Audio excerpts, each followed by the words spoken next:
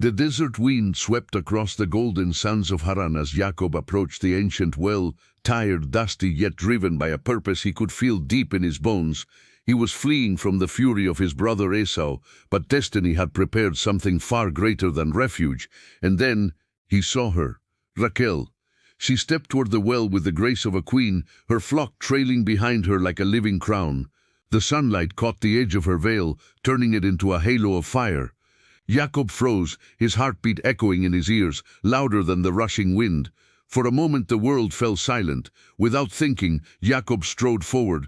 With strength that surprised the shepherds around him, he rolled the massive stone from the well's mouth, something usually done by several men. Murmurs rose among the crowd, but Jacob wasn't listening. His eyes were fixed on Raquel. As she approached, their eyes met, two paths crossing in a moment that would reshape nations. Raquel smiled, soft yet curious, unaware she was looking at the man who would fight angels, wrestle destiny, and father a people.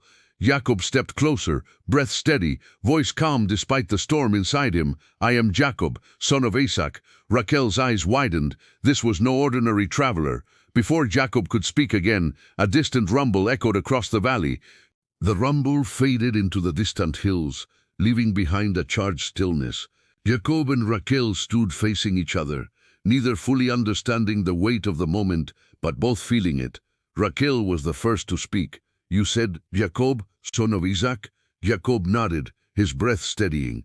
"And grandson of Abraham." Raquel's eyes widened with sudden recognition, a spark of joy lighting up her face. "Then you are family," she said softly. "Laban is my father." Jacob felt his heart strike with both relief and destiny intertwined.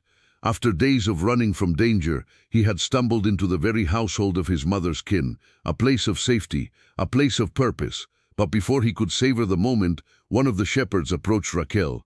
"The flock needs watering," he murmured. Jacob stepped forward instantly. "I'll help."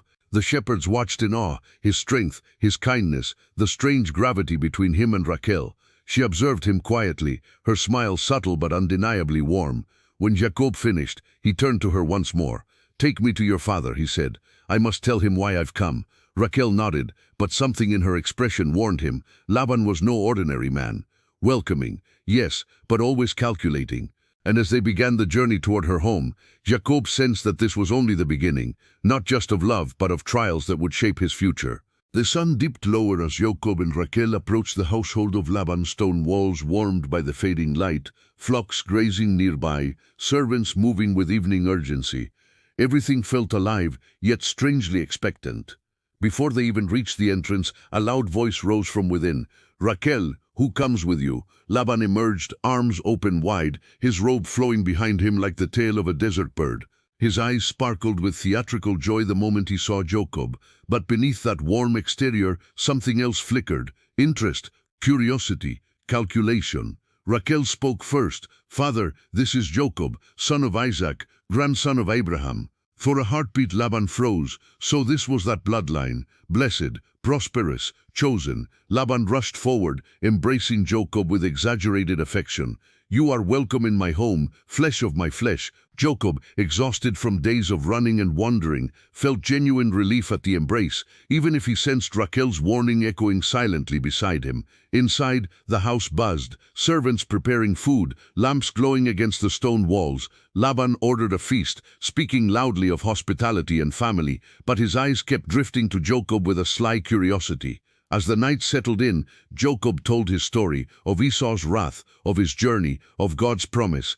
Laban nodded eagerly, every detail weaving itself into plans he was already forming.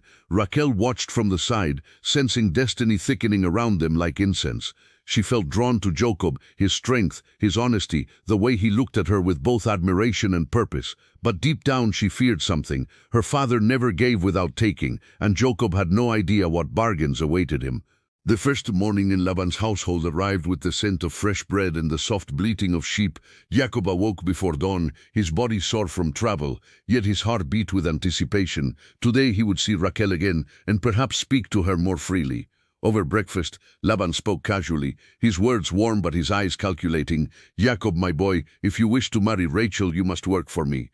Jacob blinked, surprised. "How much?" 7 years, Laban said smoothly, a faint smile curling his lips. "For Rachel, the daughter of my heart." Jacob's chest tightened. 7 long years. Yet as he looked at Raquel across the table, her hair glinting like spun sunlight, her smile shy but radiant, he knew he would give every day willingly. The work began immediately, tending flocks, repairing stone walls, hauling water, and learning the rhythms of Laban's household.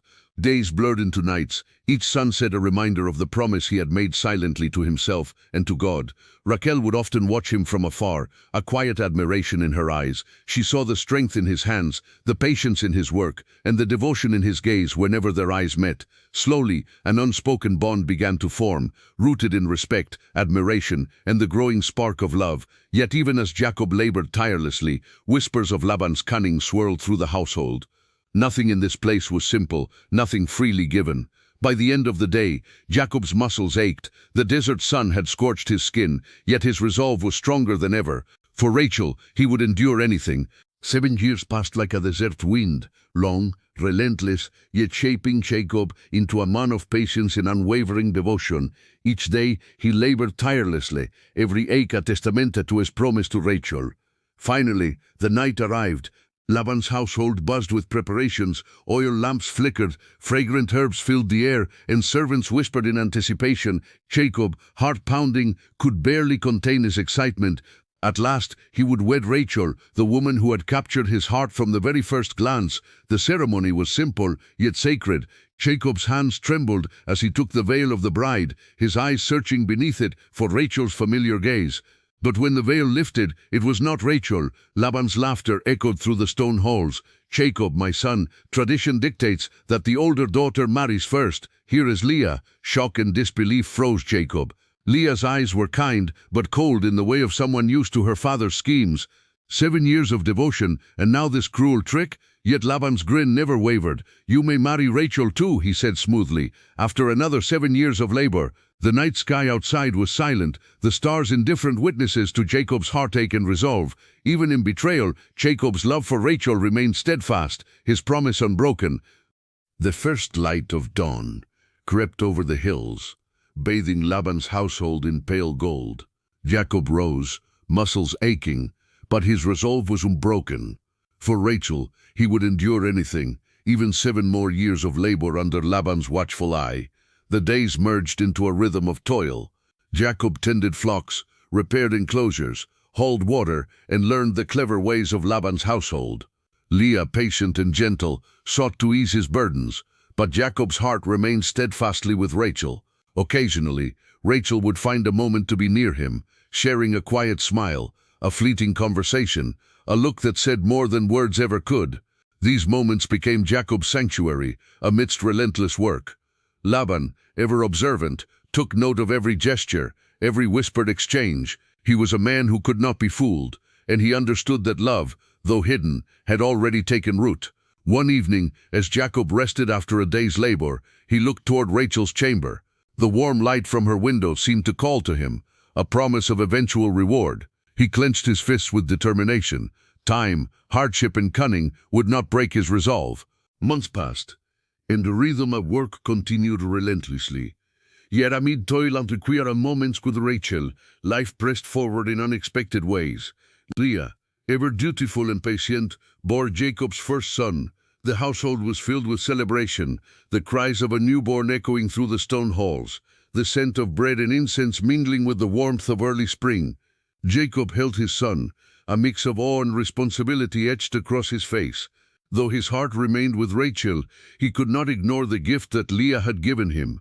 He named the child Reuben, meaning see, a son, a testament to life and continuity. Rachel watched from the side, her smile tinged with both affection and longing. Jacob's devotion, though for her, did not diminish his sense of honor and gratitude toward Leah. Laban, of course, observed every detail with subtle pride. The bonds of family were forming, yet every smile, every cry, every glance carried undercurrents of strategy and ambition. Jacob realized that life in Laban's household was not just about survival. It was about navigating loyalties, understanding love in its many forms, and holding on to faith that God's plan would unfold. Time passed, and Jacob's love for Rachel remained constant, even as Leah bore him more sons. Rachel's heart ached with longing. Her womb remained silent while Leah's family grew. Each day she watched the household bloom with children, while her own hope remained just out of reach. One evening, Rachel approached Jacob privately. Her eyes glistened with tears. "Jacob, give me children, or I shall wither with envy," she whispered. Jacob took her hand gently, his voice firm yet comforting. "God will hear your prayer. We must trust his timing." The following weeks brought subtle tension. Leah's sons, though innocent, became reminders of Rachel's sorrow. Laban, ever alert, noticed her unhappiness and subtly shifted his conversations, testing Jacob's patience and loyalty. Jacob worked harder, carrying the weight of labor, family, and unspoken desires. Yet every glance at Rachel strengthened his resolve. He understood that love required endurance, faith, and courage, more than mere words or gestures. As the night fell over the household, Rachel stood at her window, gazing at the stars. She prayed silently, her heart pouring out to God. The desert wind carried her hope across the hills, touching Jacob's ear as he labored in the stables below. Seasons changed, and the prayers of Rachel did not go unheard. One morning, as the desert sun began to warm the hills, Rachel felt a stirring in her womb, a promise of life long awaited. Months later, the household rejoiced once more. Rachel gave birth to her first son, whom Jacob held in awe and gratitude. The tiny infant, wrapped in simple cloth, seemed to radiate hope and the fulfillment of God's promise. Rachel named him Joseph, meaning "may he add," a name that carried both gratitude and a prayer for a future filled with blessing. Jacob kissed her forehead, overwhelmed with emotion, as tears of joy mingled with the dust of their desert life. Leah, ever compassionate, smiled softly. She had given Jacob sons, but she celebrated the birth of Rachel's child with genuine warmth. Even Laban's eyes softened, though calculation never fully left his gaze. The family gathered to celebrate, laughter and song mingling with the warm desert air. Jacob held Joseph close, feeling a surge of hope. This child was not just a son, but a symbol that patience, faith, and devotion were never in vain.